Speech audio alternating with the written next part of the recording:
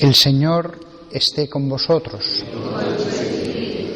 Lectura del Santo Evangelio según San Lucas. En aquel tiempo dijo Jesús a sus discípulos: comprended que si supiera el dueño de casa a qué hora viene el ladrón, velaría y no le dejaría abrir un boquete en casa.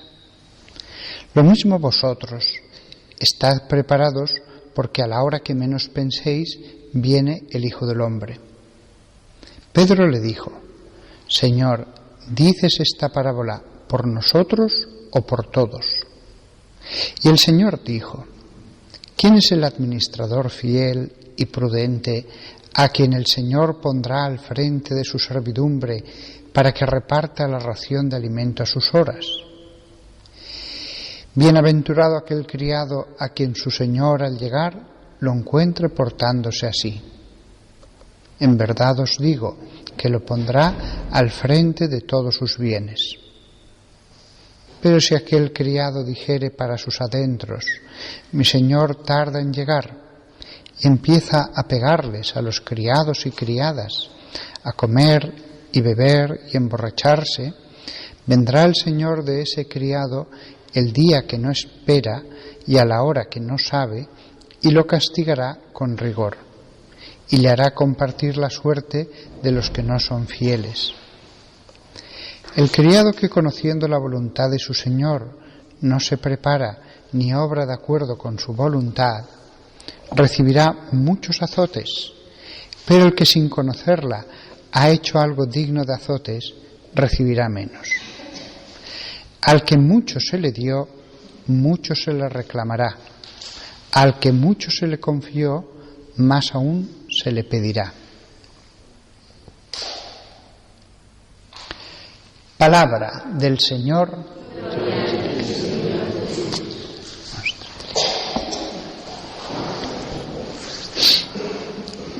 Aquí, en este sermón de diario, más que un análisis profundo de todo lo que se ha dicho aquí, que sería muy largo, solamente me gustaría unas pequeñas pinceladas. Cuando dice: comprended que si supiera el dueño de casa a qué hora viene el ladrón, velaría y no le dejaría abrir un boquete en casa. Este versículo hay que entenderlo de acuerdo a ese otro versículo que dice: los cabellos de vuestra cabeza están contados, y ni uno solo caerá sin que vuestro Padre Dios lo permita. Es decir, si entraran a robar en nuestra casa, Dios lo ha permitido. Es verdad que tenemos que poner los medios razonables para defender nuestra casa. No se defiende igual un apartamento sencillo donde no hay grandes cosas de valor que una mansión en la que hay cuadros valiosísimos. Hay que poner los medios razonables. Si después entran a robar, pues alabado sea Dios. Aquí está poniendo como ejemplo la muerte. Lo mismo que el ladrón entra en casa cuando uno no lo esperaba, así pasa también con la muerte. Y esto es una cosa que deberíamos meditarla mucho, este versículo, para gozar de cada día sabiendo que a lo mejor hay una cuenta atrás que no conocemos. Desde luego hay una cuenta atrás y no conocemos. Conocemos el máximo, eso sí. Lo dice el Salmo: 80 hombres, 70 años viven los hombres, 80 los más fuertes. Contad que el máximo está en 80 y tantos. Incluso cuando ya pasa de ese término, la vida tampoco tiene mucha calidad y ya a veces es más estar en una silla de un modo ausente. Hay excepciones, pero sí que sabemos el límite de la cuenta. Deberíamos también pensarlo más para no tomarnos tan a pecho tantas cosas que no merecen. Después continúa: ¿quién es el administrador fiel y prudente a quien el Señor pondrá al frente de su servidumbre para que reparta la ración de alimento a sus horas. Aquí está la Iglesia, con su jerarquía, con sus pastores repartiendo la ración. Sin embargo, también aquí aparece el caso de los malos criados. Los malos pastores aparecen aquí y empieza a pegarles a los criados y criadas y a comer y a beber y a emborracharse. Jesús ya sabía todo lo que iba a pasar, ya lo sabía. No ha sido un error en el plan de Dios. Y aún así, ¿qué es lo que nos dice? Pensad en el juicio. Dejadlo todo al juicio de Dios. Y efectivamente, aquí se habla de vendrá el Señor de ese criado el día que no espera. O sea, hay cosas que sí que nosotros podemos poner los medios. Y hay cosas que hay que dejarlas al juicio de Dios. A lo mejor nosotros no podemos, y otros sí que pueden poner orden en la casa de Dios, pero al que está abajo no se le van a pedir cuentas. Y razonablemente, a veces, no puede hacer más que rezar ante una determinada situación. Sí que se puede siempre poner en conocimiento de la autoridad eclesiástica si es algo que merece tal cosa. Después ya dejarlo en las manos de Dios. Y el último punto en el que me quería fijar, aquí dice una frase que también deberíamos tenerla muy presente. Al que mucho se le dio, mucho se le reclamará. Al que mucho se le confió, más aún se le pedirá. Y antes había dicho, el criado que conociendo la voluntad de su Señor no se prepara ni obra de acuerdo con su voluntad, recibirá muchos azotes, pero el que sin conocerla ha hecho algo digno de azotes, recibirá menos. Es decir, hasta el mismo Dios que nos enseña la ley, reconoce que hay unos que conocen la voluntad del Señor y otros no. Y por lo tanto Dios expresamente lo dice, no es que lo imaginemos, expresamente lo dice. El castigo que recibirán algunos será menor.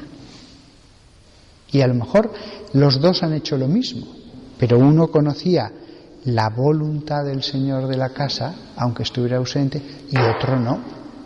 Otro no. Así que esto no es relativismo. Esto no es que todo de lo mismo.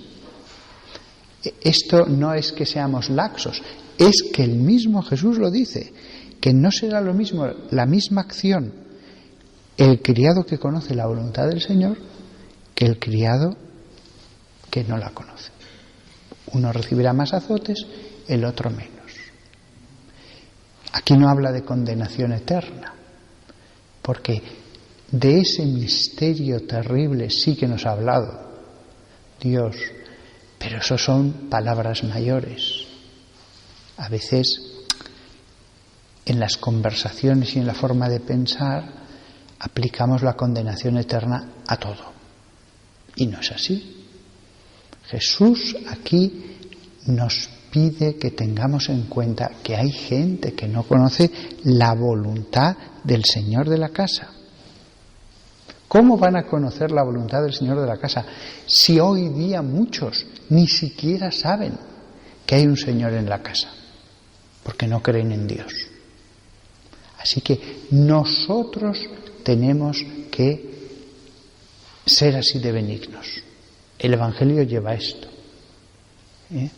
Es verdad que no da lo mismo todo. El que aun sin culpa no sigue los caminos de Dios, recibirá los frutos de ese camino. Eso desgraciadamente es así. El que aun sin culpa no sigue los mandamientos de Dios va a recoger aquí en la tierra muchos frutos amargos, agrios, tóxicos de su obrar. Pero como se dice en la sabiduría popular, en el pecado está la culpa. Muchos no recibirán más castigo que los frutos de su pecado aquí en la tierra. En el pecado está la culpa. A veces en los refranes la sabiduría de Dios brilla. Por eso hay un libro en la palabra de Dios que es el libro de Proverbios, que eran refranes, pero Dios escoge a aquellos que tienen su sabiduría. No todos tienen la sabiduría de Dios. Hay algunos que son falsos, pero otros no. Entonces, en el pecado está la penitencia. Pensadlo eso muy a menudo, porque sobre todo cuando esos jóvenes pues pecan, sobre todo de materia sexual, no se casan, viven una vida de intentando gozar, pues claro, no saben que hay un Señor de la casa, no saben que hay una iglesia, no saben que hay unos mandamientos, les han inculcado que todo da lo mismo, les han inculcado que disfruten, no son tan culpables. Desgraciadamente ellos, y lo vemos con nuestros ojos, recogen lo que siembran. Pero en muchos casos, cuando solo hay pecados de debilidad, no va a haber más castigo que la vida ya que llevan sin Dios.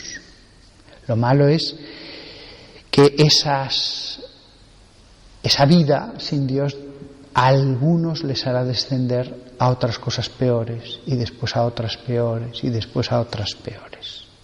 Pero la audiencia para la que hablaba Jesús en este momento y en otras no era una sociedad cristiana, era un mundo pagano. Cierto que el público que le escuchaba eran judíos, israelitas o samaritanos, que sí que tenían una idea de Dios, de los mandamientos, de que había que honrar a Dios. Pero Dios sabía al enseñar sus parábolas que el mundo en el que se iban a extender estas parábolas era un mundo pagano, sin Dios, sin saber que existía ese Señor de la casa. Así que por eso dice palabras como las de hoy: no seamos más duros que lo que es Dios.